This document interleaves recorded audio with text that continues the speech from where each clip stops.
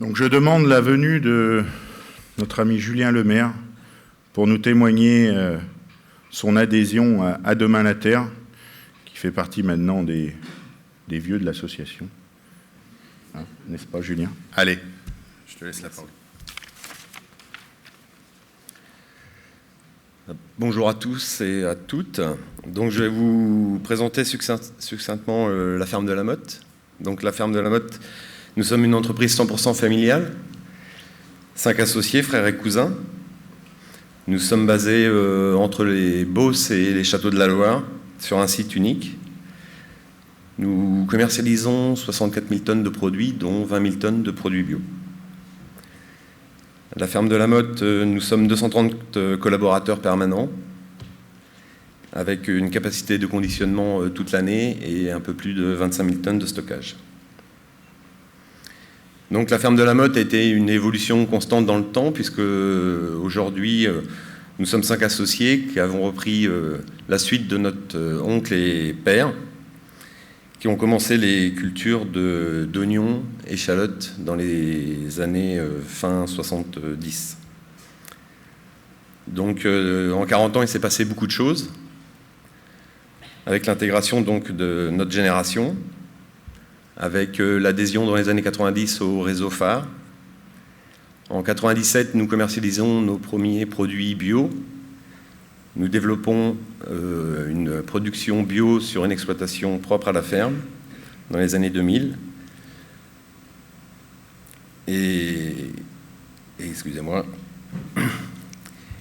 Et donc en 2012-2013, nous rentrons dans le collectif Demain la Terre, car c'était pour nous un avantage fort de rentrer auprès d'autres entreprises qui avaient un peu le même statut que nous, c'est-à-dire producteurs et commerçants, et d'échanger avec des gens qui nous ressemblent, c'est toujours intéressant, permet d'avancer. Donc suite à l'entrée à Demain la Terre, nous avons commencé la certification sur notre propre production, qui représente à peu près un peu plus de la moitié de notre commercialisation. Et au fil du temps, nous avons élargi cette démarche de Demain la Terre et le référentiel à nos producteurs, qui n'a pas toujours été simple. Donc, comme je vous l'ai dit, depuis longtemps, nous sommes engagés donc, à la fois dans le bio depuis plus de 20 ans, mais aussi dans les démarches respectueuses de l'environnement avec une adhésion dans les années 90 au réseau phare. Nous sommes toujours producteurs à la base, donc soucieux de notre terre, de notre production, et essayer de faire évoluer nos démarches et nos pratiques. Donc aujourd'hui, nous avons un référentiel multiproducteur pour faire adhérer nos producteurs extérieurs. Donc en 2017, nous avions 15 producteurs qui étaient référencés, 2018, 23, et l'objectif pour 2020, d'avoir 100% de nos producteurs associés qui soient adhérents à la démarche Demain la Terre. Chose qui n'est pas toujours évidente, puisque nous sommes dans une zone de production céréalière, et malheureusement, les céréales, c'est une production où il n'y a pas beaucoup de demandes sur des démarches spécifiques. Donc, on met tout en œuvre avec le service qualité, avec les personnes présentes à Demain la Terre pour essayer de développer ce référentiel et d'améliorer nos techniques, donc sur l'ensemble des thèmes que compose le référentiel.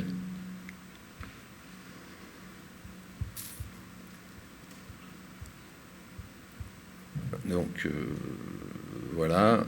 Nous sommes certifiés bio. Le site de la ferme est IFS depuis 2013. Donc Demain la Terre, entrepreneurs plus engagés grâce à la collaboration avec Demain la Terre. Et voilà en gros la ferme de la Motte. Donc aujourd'hui, on tend vers le zéro résidu. On a commencé cette année des productions sans résidus détectés sur certains produits. Donc pas toujours évident à la ferme quand on est à la fois bio et conventionnel. Mais on se dit qu'au fil du temps, il y aura peut-être une convergence entre le bio, le sans résidu, le Demain la Terre, comment harmoniser tout ça pour que ce soit clair pour le consommateur, parce qu'on se rend compte quand on est dans le bio que les consommateurs ont mis très longtemps à comprendre ce qu'était du bio. Alors pour comprendre ce qu'est du demain la terre ou du sans résidus détectés, il faudra encore beaucoup d'apprentissage. Donc demain la terre aujourd'hui, c'est une démarche qui est principalement conventionnelle.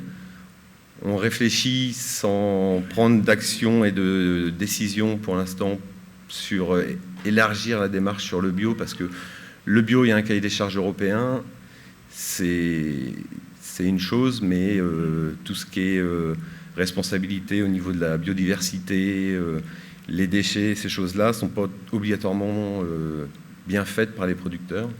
Et on pense qu'il y a encore beaucoup de choses à améliorer dans ce niveau-là.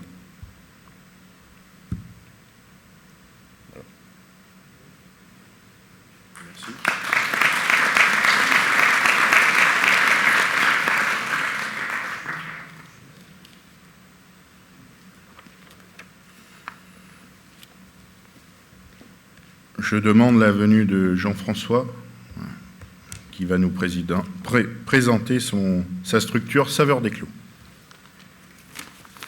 Bonsoir à tous. Bonjour.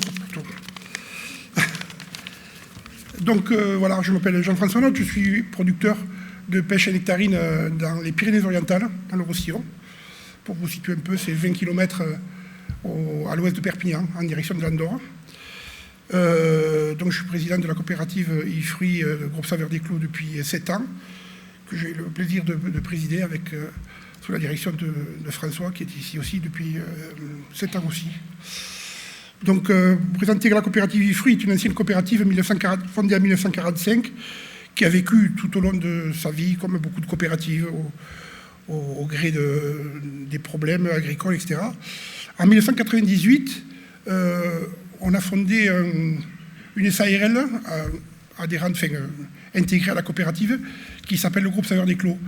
Cette SARL, en fait, elle avait pour but de créer un groupe commercial qui nous permettait de faire un peu d'élargir notre offre produit, et aussi de créer un service qualité et un petit service administratif. Donc en 1998, on monte groupe Saveurs des Clos, mais en même temps, c'était les premiers prémices de tout ce qui était les systèmes qualité, et la coopérative a toujours eu une forte culture et de progrès et d'adhésion à tous ces systèmes, puisque nous sommes membres fondateurs de la charte Sud Nature, qui est une des premières chartes qualité qui ont été mises en place dans le sud de la France, sur les fruits. Nous étions déjà membres fondateurs dans les années 97-98.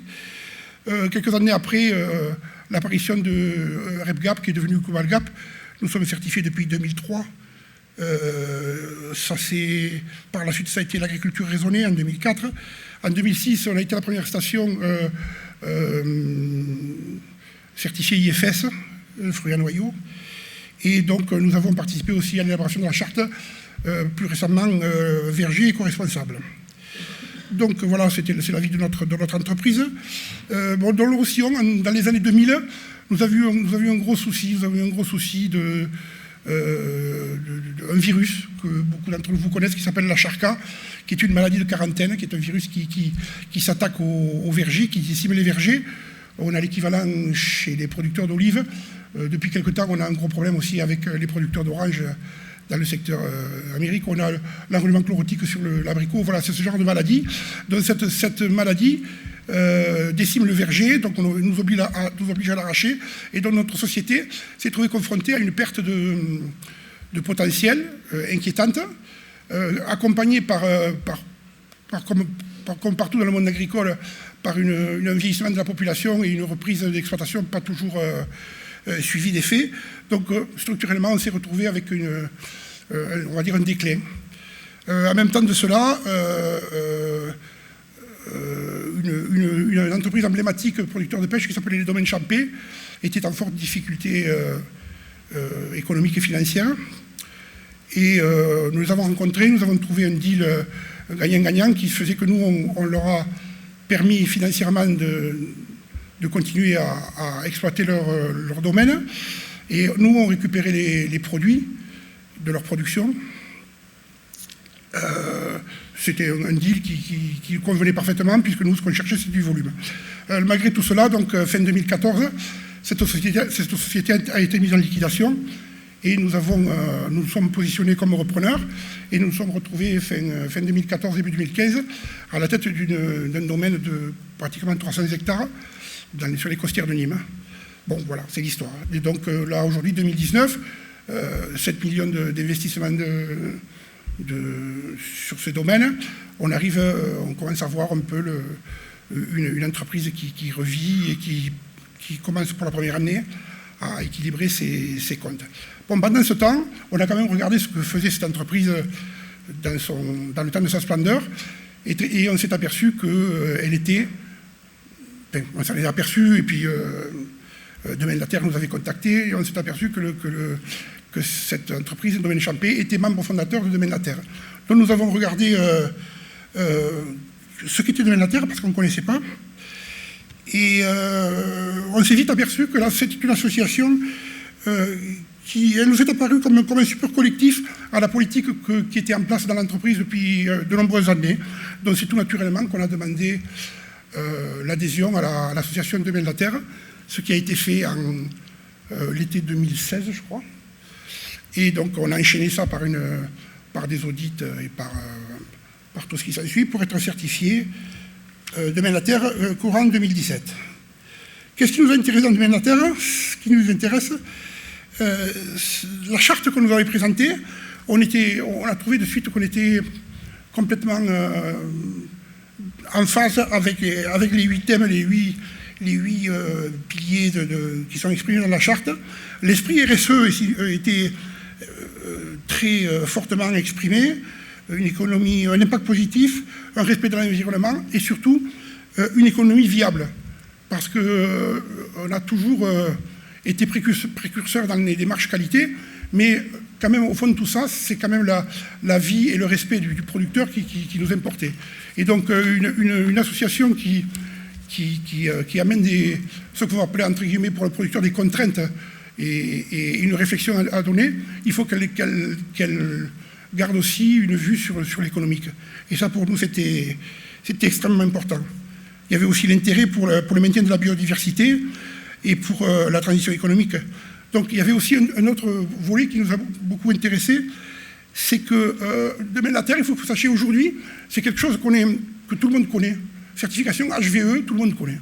C'est la certification en poupe, c'est quelque chose, voilà. Il y a énormément de gens qui connaissent ça. Il y a 3-4 ans, personne ne connaissait. Déjà, Domaine de la Terre parlait d'HVE. Déjà, Domaine de la Terre avait identifié l'intérêt de cette certification. Et ça aussi, on a complètement adhéré à cet esprit. Et il y avait un autre point que je m'excuse. Donc oui, voilà, la certification HVE qui était le seul label officiel avec le label bio. Donc on a très vite adhéré à ce système. Toujours pareil, sans oublier l'aspect économique et viable. Et le tout dans un encadrement très sérieux et un contrôle rigoureux et complètement indépendant. Voilà. Donc aujourd'hui, nous sommes certifiés Domaine de la Terre. On se trouve très bien dans cette association. Toutes les décisions de gestion sont prises d'une manière démocratique. C'est un fonctionnement qui nous convient très bien. Et aujourd'hui, pour le groupe Saveurs des Clos, ce qui est pour nous l'avenir le plus intéressant, c'est ce collectif Troisième Voie. On y croit beaucoup, on pense que c'est le système d'avenir. C'est un concept d'avenir pour nous, complètement. Alors, on est très heureux et on compte bien participer à l'évolution de ce collectif Troisième Voie avec nos amis de Bleu Blanc Cœur, des Blés de Campagne et le collectif Vigneron. Moi, je crois qu'on ne s'est pas trompé en faisant le choix de venir dans Domaine de la Terre parce qu'on voit aujourd'hui que beaucoup d'entreprises tapent à notre porte, à la porte de l'association. Encore hier, on en a adoubé, c'est comme ça qu'on dit adoubé? Adoubé une. On a eu avec grand plaisir l'occasion de voir arriver des entreprises atypiques comme des producteurs à champignons, Loup, avec qui a été extrêmement Perle du Nord. Alors, c'est quand même une entreprise qui a une des entreprises qui a le plus beau rayonnement en France, quoi. C'est une vraie entreprise nationale. Et ça, c'était très bien. Et puis, la cerise sur le gâteau, c'est l'arrivée à l'international avec les maraîchers genevois, ou les maraîchers de Genève. Voilà, c'est très intéressant. Voilà. Je trouve qu'on ne s'est pas trompé. C'est une association qui avance.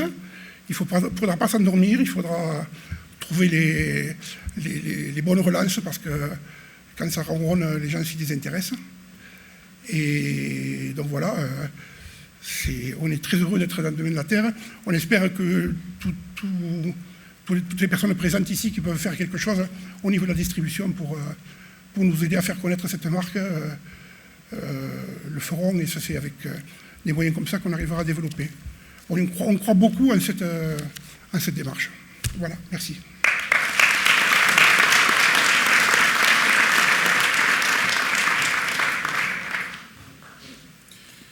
Merci Jean-François. C'est déjà deux beaux témoignages, deux entreprises bien différentes, mais je pense que, comme vous l'avez compris, avec cette même ambition de faire avancer la démarche, et ce que je voulais souligner, et je pense que Robert nous l'expliquera aussi, c'est que chez Demain la Terre, on ne va pas chercher les entreprises, elles viennent toutes seules. Et en tant que président, c'est beaucoup plus facile à gérer que quand on va chercher des gens à contre-courant, que quand ils arrivent et qu'ils veulent adhérer à la démarche et qu'ils veulent faire avancer la démarche. Voilà, donc le troisième intervenant, Robert Franchineau, membre fondateur de l'association et mon prédécesseur à la présidence. Donc là, je lui laisse la parole et il va vous présenter Demain la Terre dans le monde du melon.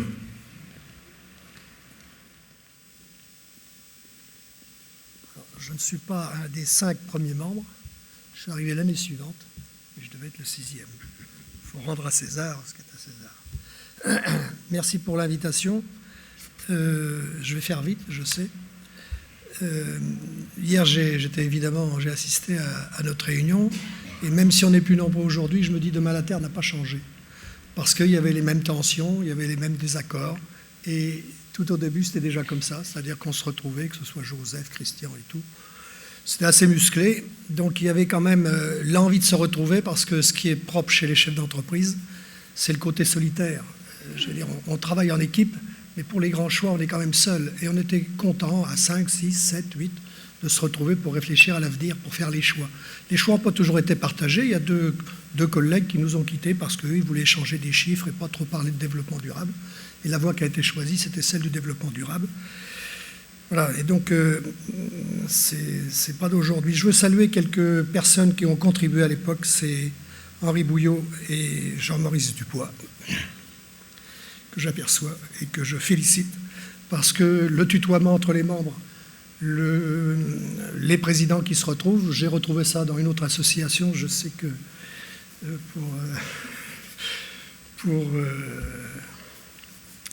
j'oublie son prénom, il n'y en a qu'une, son prénom. Frérot Genco, Sylvie, on adhère à des associations et on retrouve ce caractère-là, et ça nous a bien servi, parce que par le tutoiement, on se permet de dire des choses, voire de s'engueuler, mais au moins c'est clair. Donc je félicite les deux personnes qui nous ont accompagnés et qui ont porté l'association, on va dire, sur les fonds baptismaux. Félicitations. Donc ça, c'était le premier temps, c'était un club, on fonctionnait en club. On s'engueulait, mais entre nous, quoi. On s'engueulait entre guillemets. Hein. Et puis, très vite, le développement durable est arrivé, donc tout de suite très exigeant. Très exigeant. Et pour citer Damien Bourduel, parce que j'avais dit que je le ferais, un jour, il nous a dit quand on entre dans une entreprise Demain la Terre, ça doit se voir. Et il a raison, parce que souvent... Alors, je suis à l'aise pour parler et de bio et de conventionnel, parce que parmi les membres, maintenant, il y en a pratiquement 1 sur 2 au moins qui fait du bio et du conventionnel, etc., etc. Donc, de temps en temps, on voit des entreprises en passant, on se dit c'est bien, ils travaillent bien, tout, mais ce serait difficile, quoi, parce que si un consommateur vient visiter, il va être déçu. Et donc, quand on dit un référentiel complet qui intègre l'obligation de moyens et l'obligation de résultats, parce que les analyses chez les membres de Demain la Terre, c'est très très important, et elles sont nombreuses, ça implique un ensemble. Et des entreprises, j'appelle ça des entreprises en harmonie. en harmonie au niveau environnement, au niveau économique. Et puis hier, j'ai entendu ça aussi, les sujets ne varient pas beaucoup, en harmonie, mais qui proposent à leurs collaborateurs des objectifs dignes de fierté. Et ça, je pense que c'est important. Remercier les partenaires qui ont été EcoCert, premier organisme certificateur à nous accompagner. Michel Mustin, qui s'est excusé ce matin, qui suit de près évidemment, mais que je revois régulièrement de temps en temps sur d'autres activités, Michel Mustin a fabriqué le référentiel Demain la Terre. Donc c'est important. Je sais que nous sommes attendus, j'ai la voix un peu éraillée, excusez-moi, que nous sommes attendus, regardés, voire copiés, mais le dossier est lourd et impliquant et exigeant pour les entreprises. Donc on peut regarder, mais beaucoup de gens disent ou m'ont dit oh, c'est très difficile quand même, oui on aimerait bien, mais c'est lourd quoi. Et c'est d'autant plus lourd que lorsqu'on a un audit et que le référentiel vous appartient, nous appartient, les membres, eh bien parmi toutes les audits qu'on peut vivre, hein, ici j'ai Adrien qui m'entend, celui qui nous fait transpirer le plus, c'est Demain la Terre, parce que ce sont nos copains qui nous regardent. Hein. C'est important, quoi. Donc je voulais le signaler.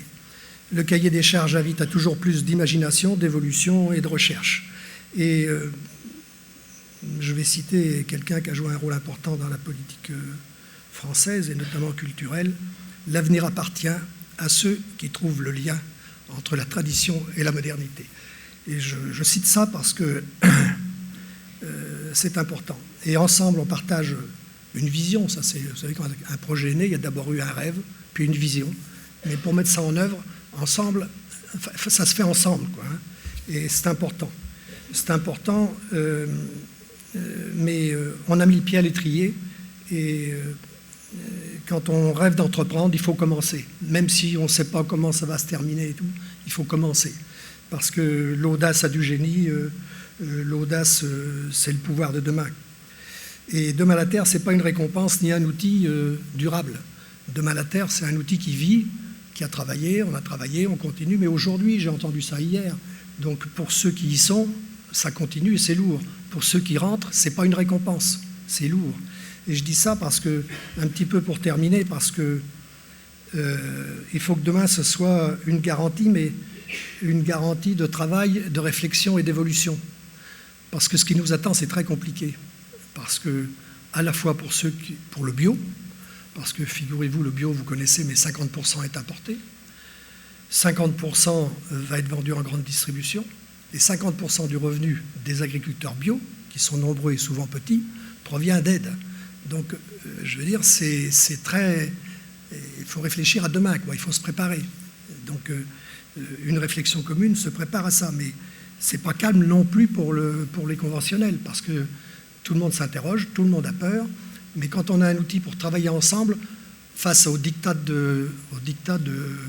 du présent, au diktat de l'immédiat que l'on vit en ce moment au niveau du journalisme et autres, si on n'est pas soudé, coordonné, mais pas pour manifester, mais pour proposer de manière réfléchie des méthodes pour demain, de toute façon, demain, ça sera autrement. Et aujourd'hui, c'est autrement quand on est arrivé à Demain la Terre, et demain sera autrement. Et s'il y a un outil qui peut nous aider, c'est bien Demain la Terre. Merci, Président, et puis félicitations pour les 3 années que tu as passées.